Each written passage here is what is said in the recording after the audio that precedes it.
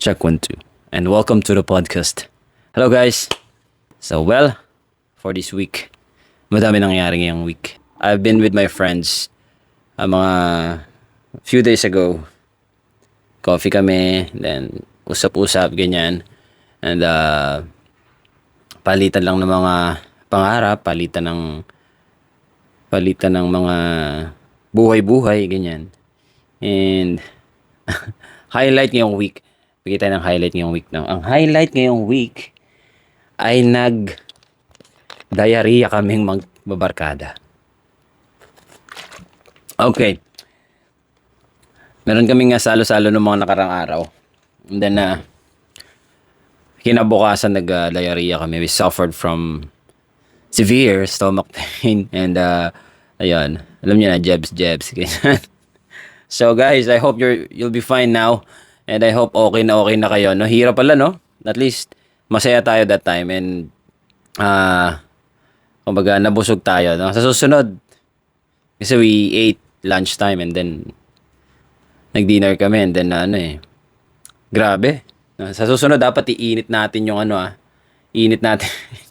yung pagkain, di basta kain, no? Well, one of our best friends will be migrating to US. And yun, nagsalo-salo kami. And shoutout sa'yo, bro. Tol. Ikaw na lang yata yung hindi pa masyado magaling. Pagaling ka na, Anyways, we've talked a lot of things nung get-together namin na yun. And then, nung mga nakarang araw din. The highlight of the talks that we had is true meaning of life. Alam niyo yun? It's our choice to chase the things we want to chase. And at the end of the day, we are forgetting the real deal, yung pinaka-importanting bagay sa buhay natin, no? Hindi, direct to the point na to, hindi pera eh. Hindi, usapan namin nun, syempre, sino ba naman ayaw ng pera, di ba? Gusto natin lahat yon. But, money isn't the real deal dito. Hindi yun yung main, that's not on top of the list. Kumbaga, that's part of our life. Usapan namin. Pero hindi yun talaga yung end goal. The end goal is relationship. The end goal is, building a relationship that would last.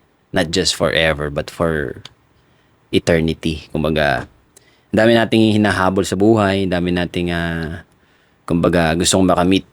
We came up to the point na kahit na anong success na yung... Well, kasi success is very subjective, di ba?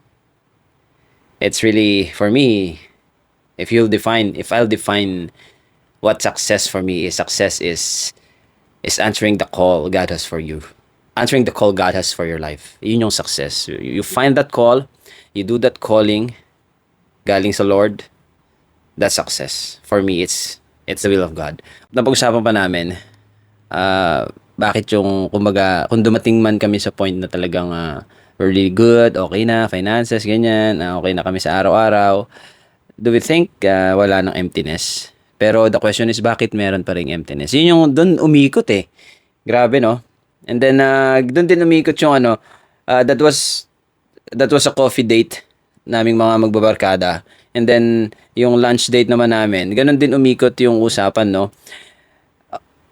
Purpose talaga will put that special meaning sa life mo. It's not about the material things, the luxuries, whatever it is. It's the purpose that will definitely fulfill your heart. I've been thinking of doing this and getting back to my podcast. If you want to hear my old podcast, kanina tinitingnan ko yung iba. Ang sarap lang na when you have friends like that, na when you meet, the same jokes, of course. When you meet together, you'll talk about life. You'll talk about... Minsan kasi akala natin wala nang struggle yung tao. When we see them, when we look at them, okay na okay itong si Di ba? It's... walang problema. Daming pera. Things like that. Pero, di natin alam, madami pala pinagdadaanan yung tao na yun, di ba? And, kailangan din pala ng kausap. Kasi sa karera ng buhay, di ba? Sabi nga ni Bini, ang buhay ay di karera, di ba? Baka mamaya na overlook na natin yung buhay. We tend to chase things na hindi naman din magla-last for eternity, you know. At don't get me wrong, syempre, we need to work, we need to hustle, we need to earn money for the family, we need to put food on the table, we need to pay these bills. Pero wag natin kalimutan sa kabila ng lahat ng to, yung isa sa pinaka-importanting bagay is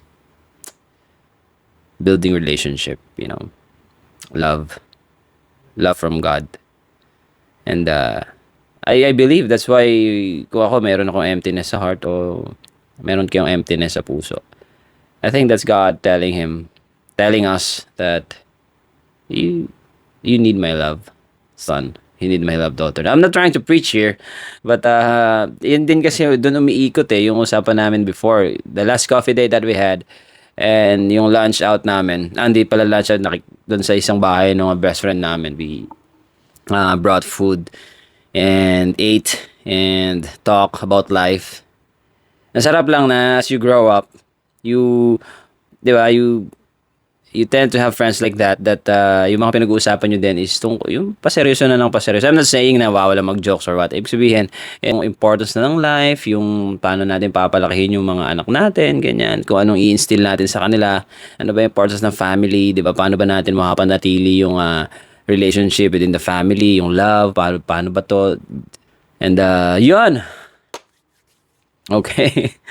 Ayun guys. So, comment lang kayo dyan. And stay healthy. You have to have your reason each day. Why do you wake up? Why do you go up? Bakit ka bumabangon, di ba? Para saan your why and your heart as well. So, dapat alam mo yun. Kasi kung wala yun, kung walang purpose, di ba? Wala ka magiging dahilan kung ba't mo gagawin yung, o bakit mo tatapusin yung araw na to, di ba? So, yan lang. Magpapaalam na ako. You can follow me on Spotify and other streaming platforms. Kung makikita nyo ako doon, no? Di ko alam kung may magbabago, no? Kasi para nagbago yung application na ginagamit ko. But I don't know kung ipapublish ulit nila sa ibang streaming platforms. But you'll definitely find me here on Spotify and other social media. I'll upload this as well. God bless you guys. Stay blessed, stay fit, and stay healthy. See you sa next one. Bye.